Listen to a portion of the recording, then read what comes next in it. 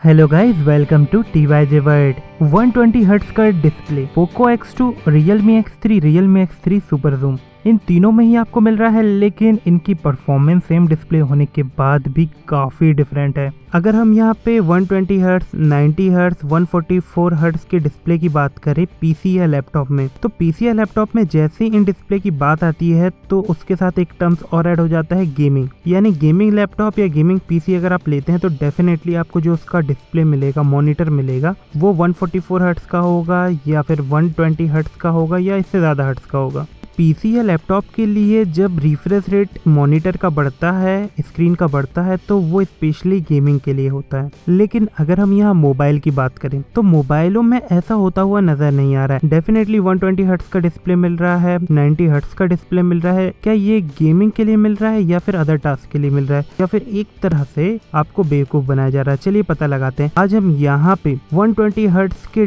दो मोबाइलों के बीच डिस्प्ले का क्या डिफरेंस है या फिर परफॉर्मेंस का क्या डिफरेंस है वो चेक करने वाले हैं। हम यहाँ पे कंपेयर कर रहे हैं पोको X2 को Realme X3 के साथ। यानी कि पोको X2 में 120 हर्ट्ज का सेम डिस्प्ले मिल रहा है जो Realme X3 में आपको लगा मिल रहा है। दोनों के बीच में प्रोसेसर का डिफरेंस है और ब्रांडिंग का डिफरेंस है। 730G पोको X2 में लगा मिल रहा है, जबकि Snapdragon 855 प्लस आपको Realme X3 में लगा मिल रहा है, जिसके कारण प्राइस का भी डिफरेंस आ रहा है। लेकिन अगर हम यहाँ पे 120 हर्ट्ज के डिस्प्ले की बात करें तो हमने यहाँ पे काफ़ी सारे टेस्ट परफॉर्म किए, काफ़ी सारे गेम प्ले किए हैं, अलग अलग तरह से 120 हर्ट्ज के डिस्प्ले को टेस्ट किया है, यही जानने के लिए कि दोनों के बीच में एग्जैक्ट क्या डिफरेंस आपको देखने को मिलेगा। स्टार्ट करते हैं सबसे पहले स्क्रॉल डाउन और स्क्रॉल अप से। अगर हम यहाँ पे स्क्रॉल डाउन स्क्रॉल अप दोनों के मेन मेन्यू में करते हैं तो दोनों में ही हमें स्मूथनेस अलग ही देखने को मिल रही है। यानी नॉर्मल 60 FPS के मुकाबले या 60 हर्ट्ज के मुकाबले आपको यहाँ पे 120 हर्ट्ज का सपोर्ट मिल जाता है, जिसके कारण स्मूथनेस रेगुलर टास्क में, चाहे वो स्क्रॉल डाउन स्क्रॉल अप की हो, गैलरी ओपन करके स्क्रॉल डाउन स्क्रॉल अप की हो,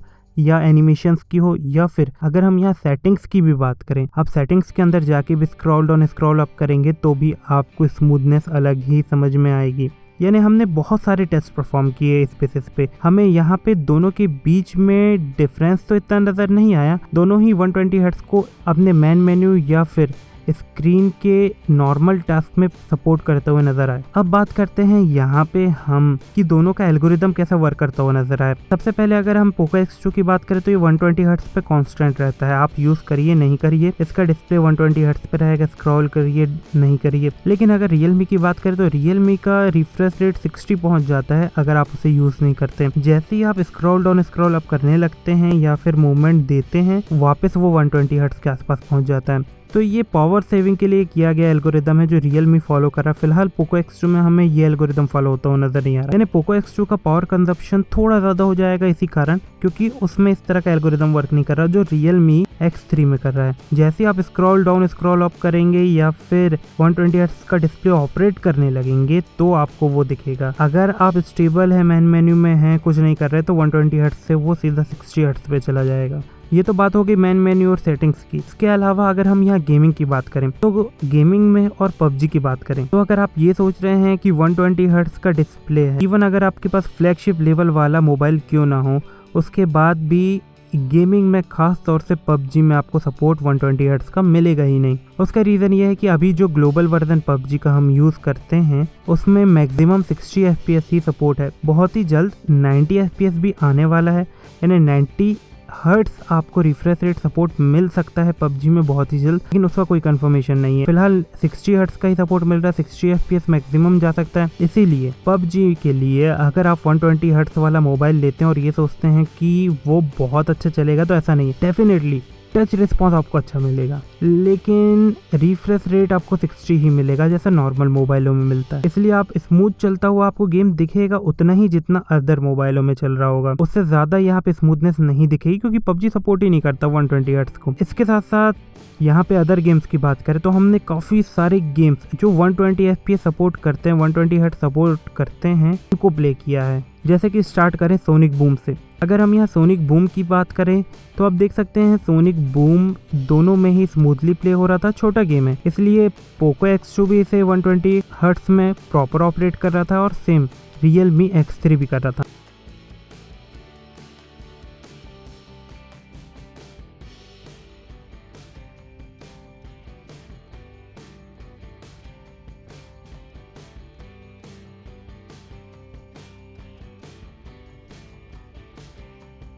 इसके बाद हमने मॉर्टल कॉम्बैट प्ले किया। मॉर्टल कॉम्बैट भी higher refresh rate, higher frame rate supported game है। हालांकि सेटिंग करने का ऑप्शन नहीं मिलता है, लेकिन उसके बाद भी higher refresh rate, higher frame rate supported game है। आप देख सकते हैं यहाँ पे हम जब फाइट कर रहे थे तो हमें बहुत माइनर डिफरेंस देखने को मिल रहा था, जिसमें Realme X3 थोड़ा स्मूथ था, थोड़ा कंपैरिजन वाइज पोको X2 के। पोको X2 में बीच बीच में फ्रेमिंग हो रही थी और थोड़ा फ्रेम हमें होता हुआ नजर आया, जबकि Realme X3 में बिल्कुल स्मूथ गेम चल रहा था। यानी हम इसे स्लो मोशन में रिकॉर्ड करके देख रहे हैं। उसका रीज़न ये है कि जब स्लो मोशन में हम रिकॉर्ड करके देखते हैं तो हमें गेम कितना स्मूथ चल रहा है, 120 हर्ट्ज पे चल रहा है कि नहीं वो पता चल जाता है। आप देख सकते हैं Realme X3 में स्मूथनेस ज़्यादा है कंपैरिजन वाइज पोको X2 के, लेकिन ये माइनर है। इसके बाद हमने और भी गेम प्ले किए, जैसे कि कवर फायर।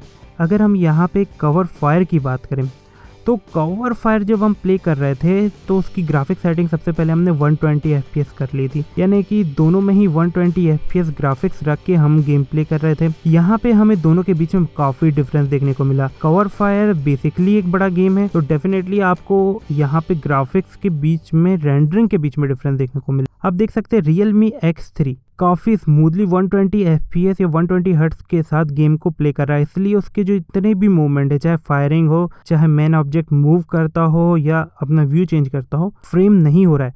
जबकि सेम कंडीशन में आप देख सकते हैं पोको X2 यहाँ पे फ्रेम होता हुआ नज़र आ रहा है, यानी कि प्रॉपर 120 हर्ट्ज या 120 FPS सपोर्ट नहीं कर पा रहा है। इसीलिए आप देख सकते हैं दोनों के बीच में डिफरेंस क्रिएट हो रहा है, और यही डिफरेंस है Realme X3 या X3 सुपर जूम और पोको X2 के बीच में।